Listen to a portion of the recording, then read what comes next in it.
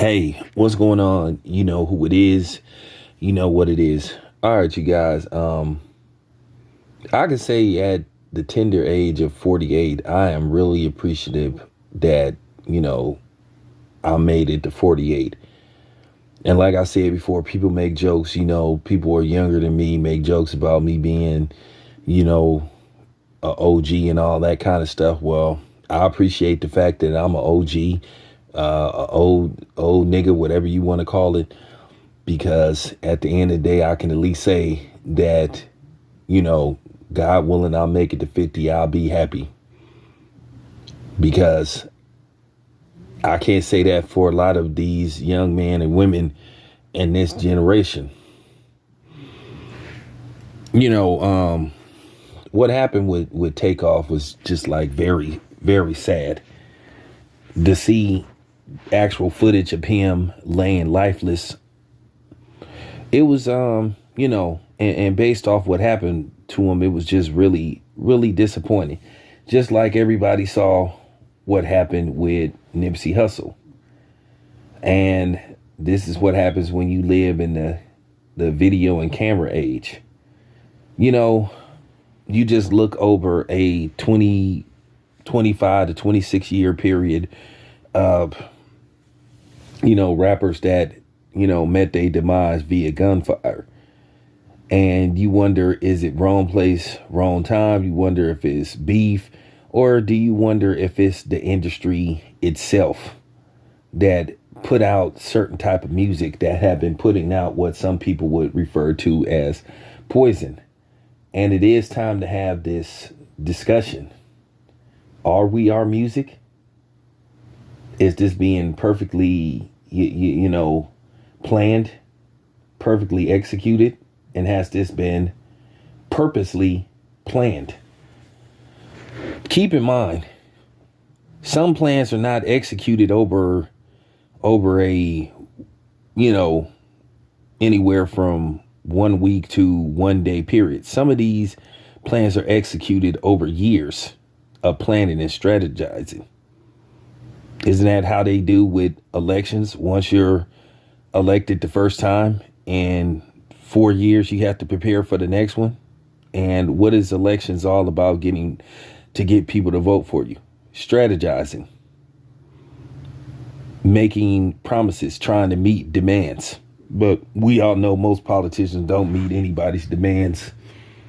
We already know most politicians don't come through for people when they ask for things, and especially people in our community. And that's why, to this day, in the words of Deontay Wilder, to this day, I don't vote, because I don't trust neither one of them. And I'm going to keep saying that. And for the people that try to tie me to the Republicans,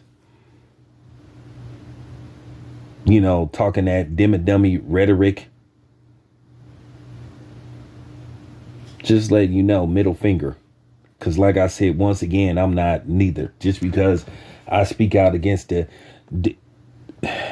dummies who've been pulling the biggest charade on the black community for X amount of years, for basically decades. Now people all of a sudden are mad. All of a sudden people are trying to question your blackness. Since when is blackness defined by who you vote for? And I don't want to hear about our ancestors died for the right for us to vote. So you can save that shit. They died for way more more important purposes than just the right to vote. So you can save that stuff. That goes in one ear and out the other. Because at the end of the day, since we have been allowed to vote, have we really benefited from it? This just keep it a buck. And have we really benefited from integration? Ask yourself that question while you sit up there talking that kind of shit. But getting back to the rappers, you have to look at the industry too, as a whole, as they began to push out what you would call inspirational rap, or just basically what you would call fun rap, just about spitting rhymes, b-boying, You know, that kind of stuff. They started to push that rap out. And then they wanted everybody to start talking about the streets. You saw it. From the 80s to the 90s to the 2000s, you started to see the transition from them pushing that out the way.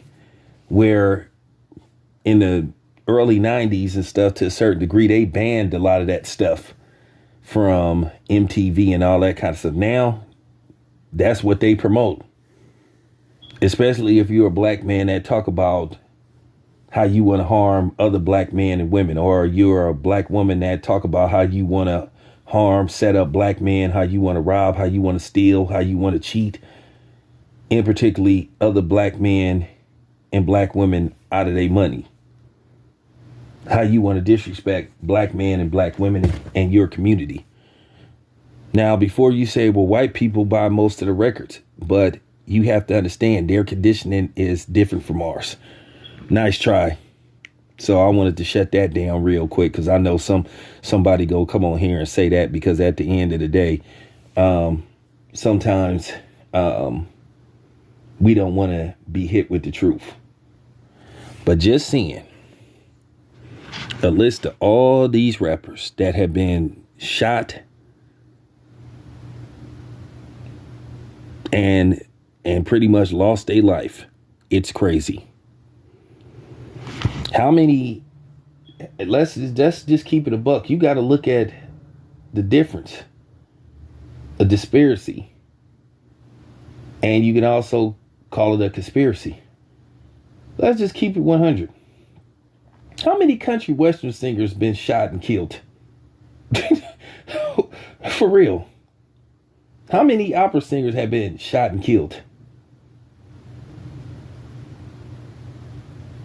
Real talk. How many rock singers, heavy metal, have been shot? Exactly. Over the last, because most of them still here. And if they did,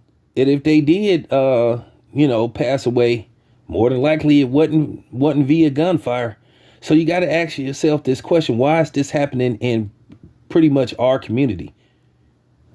Now, I don't want nobody bringing up somebody that ain't black, that's a rapper that been shot or whatever the case may be. I'm just gonna be honest with you. I don't care. I'm worried about my community and what's going on in my community, and this is alarming. You see all these rappers that have lost their life via gunfire. Now, before you start to say, well, we heard some of them was taking lives. Okay, that's fine. But what about the ones that wasn't? Answer that question. Because like I said, a lot of times when you do these type of videos, you have condescending people that want to be sarcastic, that want to try to play devil's advocate. Well, we don't need you to play devil's advocate, because it seems the devil seem to be floating all around when it pertains to a lot of these brothers and sisters that are musicians losing their lives. This is crazy. This is crazy. This is disturbing. And I'm bothered by it. And it's time to speak out and start asking these questions.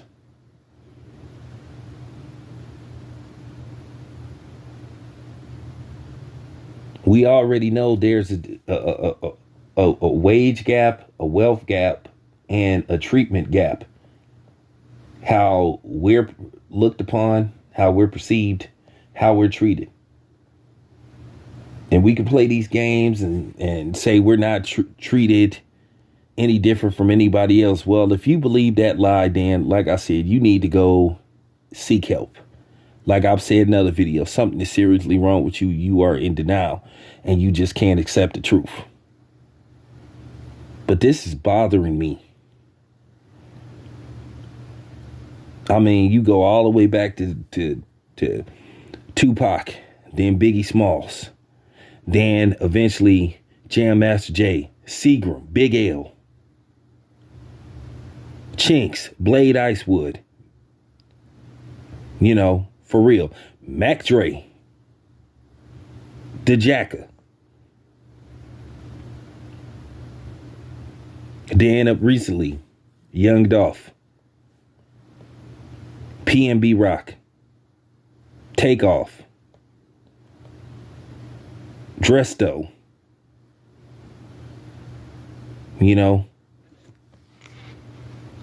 Bugs the Bandit, Snoopy Blue, Nip, Pop Smoke, Mo 3, Huey. You just got to be like, what in the hell is going on? But the bigger question is, how do we fix it? See, I'm not ignorant like some of these people on here, because I want these young brothers and sisters to live.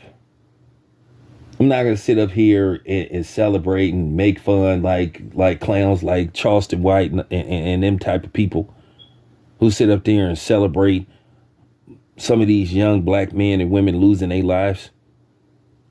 Because I really care. And we need to start asking questions and trying to come up with solutions. And this is just real talk.